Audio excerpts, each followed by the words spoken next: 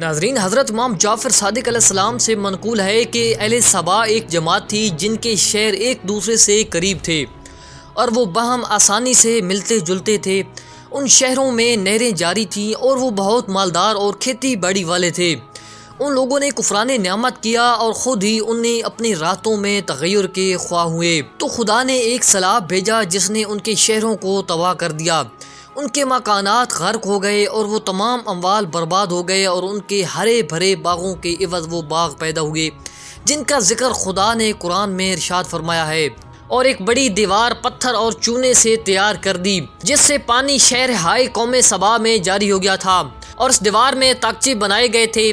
ان خل سے چند نہریں نکالی تھیں، جب چاہتے اس دیوار کے سوراخوں کو کھول دیتے، جن سے جس شہر میں پانی جس قدر مقصود ہوتا پانی پہنچا دیتے تھے، اور پانی کھیتوں میں جاری ہو جاتا تھا۔ ان کے شہر کی جانب دائیں بائیں 2 باغ تھے جو 10 روز کی راہ کے مربع میں پھیلے ہوئے تھے، اور اس قدر گھنے اور پھولوں سے لدے ہوئے تھے کہ اگر کوئی شخص اس باغ میں داخل ہو کر ایک کنارے سے دوسرے کنارے تک جانا چاہتا تو 10 روز تک سورج نظر نہیں آ سکتا تھا۔ جب ان لوگوں نے سرکشی کی اور اپنے پروردگار کے حکم سے سرتابی کرنے لگے اور نیکیوں کی نصیحت نہ مانی اور اپنے اعمال کبیہ سے باز نہ آئے، تو خدا نے بڑے بڑے چوہوں کو ان پر مسلط کر دیا، جنہوں نے اس دیوار کو کھودنا شروع کیا اور اس میں سے بڑے بڑے پتھر نکال کر دور دور پھینکنے لگے۔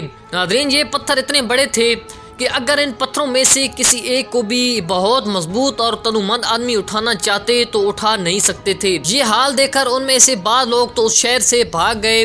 چوہے برابر اس دیوار کو کھودنے میں مشغول رہے، یہاں تک کہ وہ دیوار بالکل منظم ہو گئی اور سیلاب یک بیک ان پر آ پڑا، ان کے شہروں کو خراب کر دیا اور باغ کے درختوں کو جڑوں سے اکھیڑ کر بہا لے گیا، جیسا کہ خدا وند عالم نے ان کے قصے میں بیان فرمایا ہے۔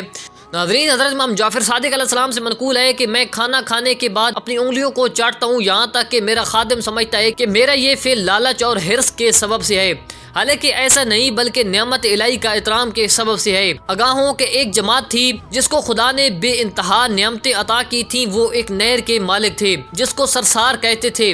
نعمتوں کی اس قدر فروانی تھی کہ خالص گندم کی روٹیوں سے اپنے لڑکوں اور بچوں کے استنجا کرتے اور پخانے بجائے پانی سے دھونے کے روٹیوں سے صاف و پاک کر کے پھینک دیتے تھے، یہاں تک کہ ان نجس روٹیوں کا ایک پہاڑ بن گیا۔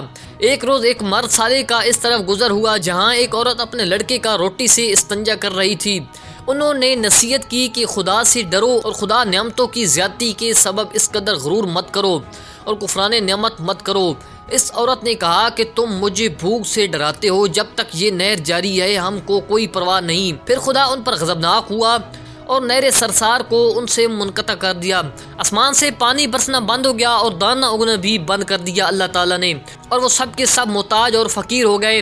آخر اسی روٹی کے محتاج ہو گئے جس کو آب دست کی طرح استعمال کر کے پہاڑ کی طرح جمع کیا تھا، اسی کو ترازو سے تول تول کر آپس میں تقسیم کرتے تھے۔